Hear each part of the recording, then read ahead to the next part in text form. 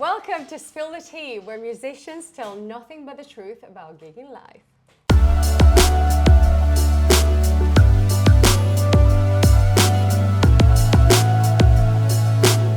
Joining me today, I have a fantastic singer-songwriter. Everybody give it up for Noelle Vanyi. Oh, thank you.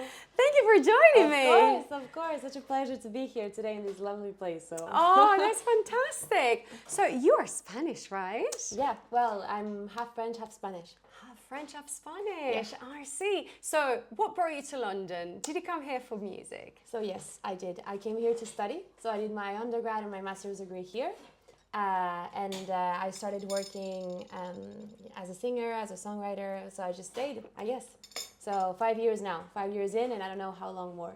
Wow, how are you finding it?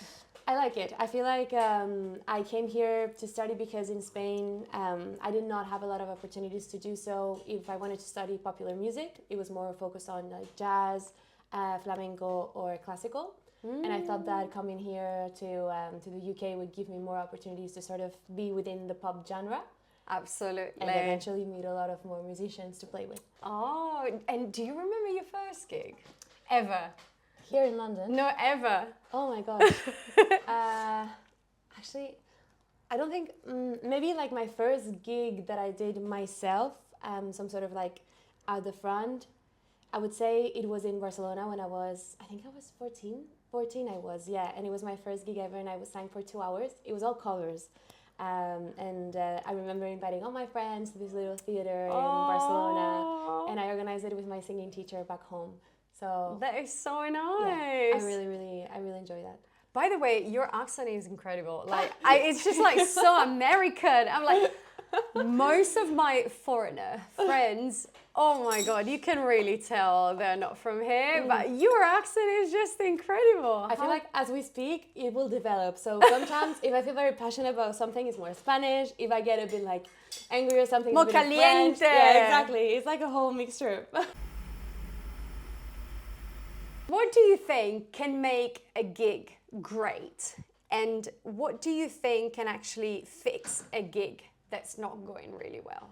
So I think for me, in order to make a gig great, it's so important to have sort of communication with the band, obviously beforehand, but also on stage. Like, for example, obviously I'm assuming you've done a lot of these too as you're a singer yourself, but you know when you do some depth gigs or like last minute gigs or things like this, sometimes you've never met the people you're going to play with.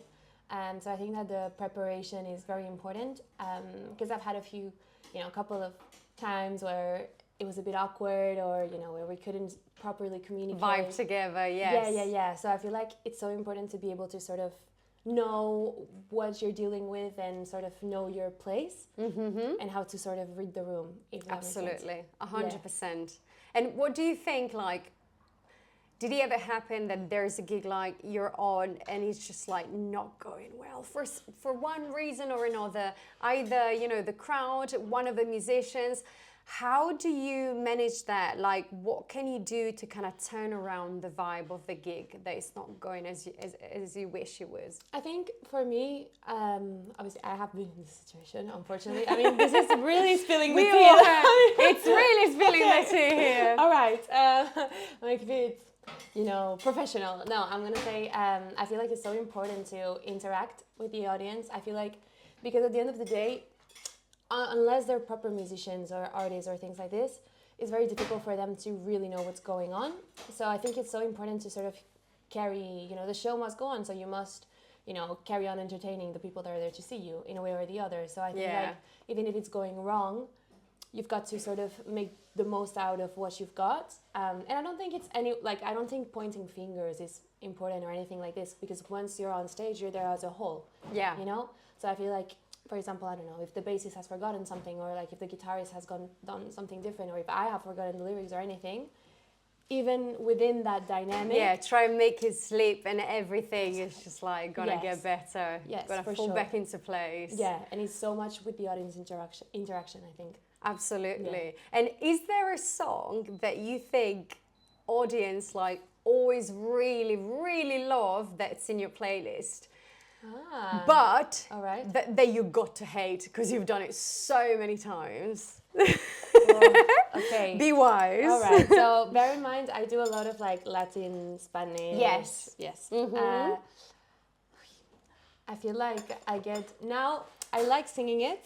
I like singing. Oh my gosh. Okay. I like singing it, but I feel like sometimes I get a bit bored, so I start changing the melodies a little bit. But I get a bit bored with the Besame Mucho. Oh yes, classic. Yes. They're like, you're Spanish, you're going to sing Besame Mucho. Yes. But don't I like it, lovely song and everything, but sometimes because I've sung it so many times. So many times. Yes, sometimes it's a bit like, meh, I get a little bit bored.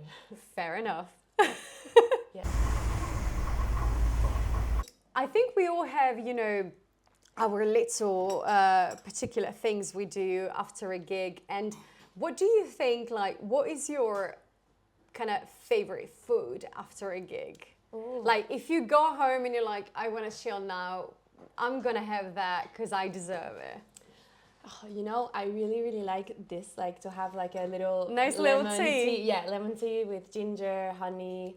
I really love that to sort of unwind. And then food-wise, oh my gosh, this is, please don't judge me, okay? Like, please don't. No, we don't judge here. We never judge here. So I'm vegetarian. Me too. Oh, really? So I love the fake cocktail sausages. Oh, I never heard of those. I know, it's so strange, but that I love having that. It's like my little Amazing. guilty pleasure. Yes. I'm taking notes. Honestly, like it's so strange, but I love that. Or I love cheese, so that's my French side coming out. But any like sort of little cheese in there, like cheese and cheese. tea. Yeah. I That's love it. so much. It's like a mix of different Amazing. things. But yes. Love it. Would you prefer a wonderful gig in the venue of your dreams, but the pay is absolutely rubbish, or a gig in a kind of venue, but the pay is absolutely amazing? You know what? So I think it really depends for me on what is the gig for. So I feel like if it's a gig which is like a covered gig, or if it's like something that I'm doing that has no direct connection with sort of like my artist project, I would think like I don't really care where it is. So perhaps it will go for the pay more. But if it's like something I'm doing for sort of my own development, whether it be my artist project or perhaps a cover gig that I know, I'm going to actually enjoy, I'm going to get something out of it, where it be other opportunities or things like this. I think I would, it depends on the situation. Either the one where they pay more if it's not directly linked to me, or one that I can actually see something from it, but the pay is lower. So I think it really depends. You write original music. Yes, right.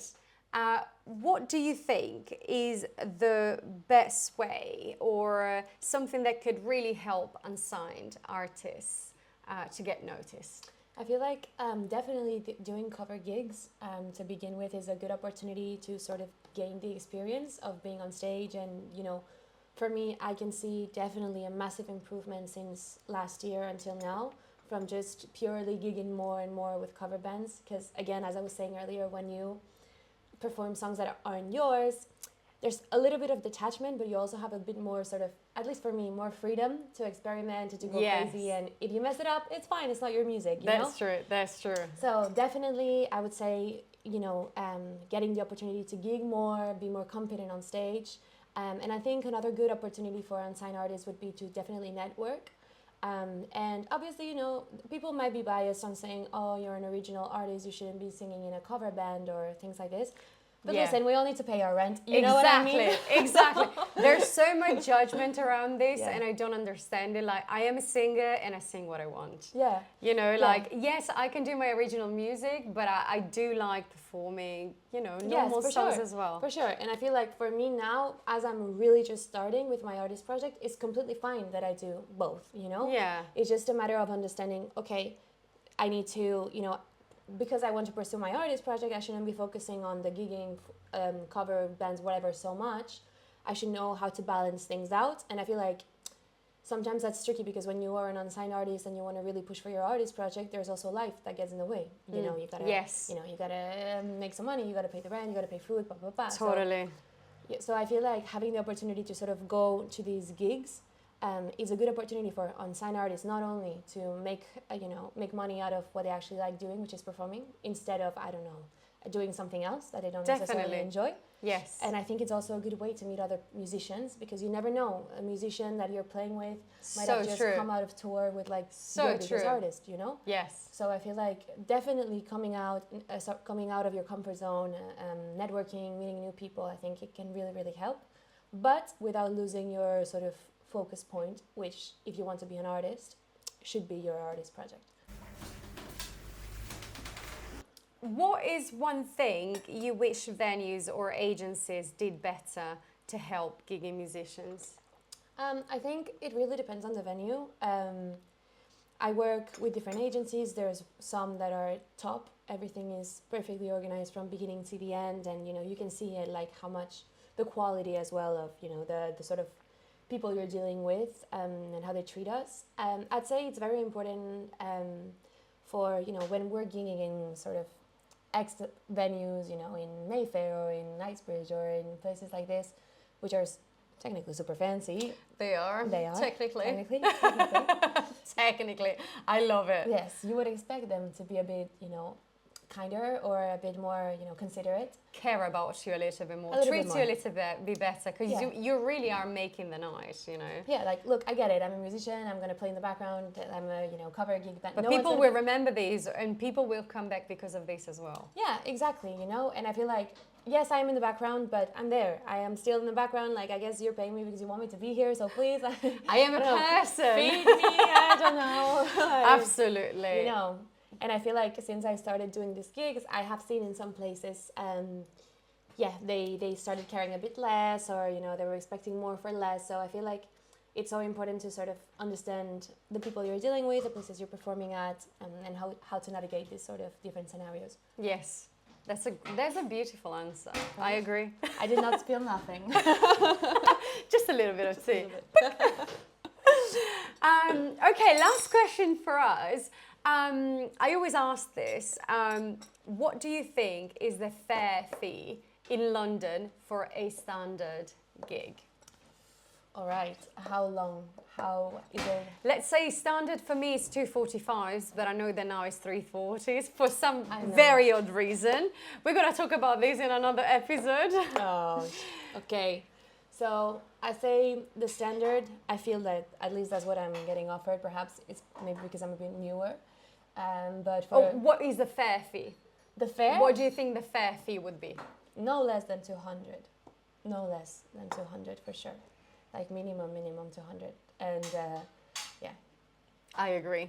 I just feel like, but sometimes obviously it's less and less and less, and they ask for more and more and more. Oh my gosh. But I don't know, like sometimes it's one of them where if you're, I feel like I have this all the time. Like if I complain, maybe they're not gonna call me again, or I they're know. gonna get someone else who's gonna do it for I less. know. I understand that, although like I'm trying in very subtle ways to say, like, to give a little nudge, because I'm like, I'm trying not to say just yes, as in, can you go there? And I'm like, yes, but if you want me to bring the PA, it's gonna be more. Yeah, exactly. I understand exactly what you're saying, and it's really hard that we are kind of driven out of fear to accept a gig, whereas we are clearly mostly underpaid, because we are paid, at least for me, is the same as 5 years ago. Yeah. In the best cases, some cases is less than 5 years ago, but everything is getting more expensive. So how can we just deal with this? It's not that easy, is it? No. So, But I don't know if you have the same thing, but for example, for me, sometimes I feel a bit sort of self-conscious by complaining about this sort of thing. oh no, 100%. Yeah. But deep inside, I'm like, why do I even have to tell you? The thing is that most agencies, or I'm not even saying venues, because venues, kind of lean on agencies, but like agencies, they're just like, okay, they need work, so she's just gonna say yes, Yeah. Whereas like it's not the best way to take care of your musicians, because also I will perform at my best, but if you treat me better, I'm gonna give you more.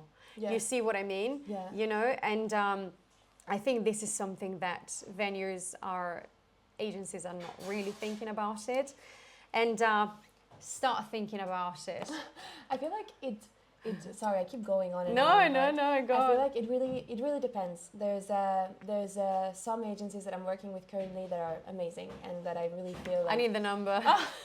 again feeling the thing can go both ways. But no, but with some of the agencies I'm currently now, like I'm super grateful. Everything is really looked after. Like the band is amazing. There's so good vibes, and there's others where everything feels so rushed and I feel so uncomfortable on stage. So, you know, you have a You bit got of a bit of both. Best of everything. both worlds, like Hannah Montana, right? Like, why? That's true. Literally. What But, can we do? We chose Exactly. this life. yes, yes. Well, thank you so much for joining me course. today. Gosh, it was so quickly. I'm going to have to make these episodes longer. Thank you so much for having me, Sarah. No, it's such a pleasure. And I'm going to put all your kind of informations, if you have a website, Instagram, anything in the description below. And yeah, I hope to see you again. Yes, definitely. I will spill more tea, I promise. Spill more tea. We love it. Thank you so much and see you Thank next you. time. Bye.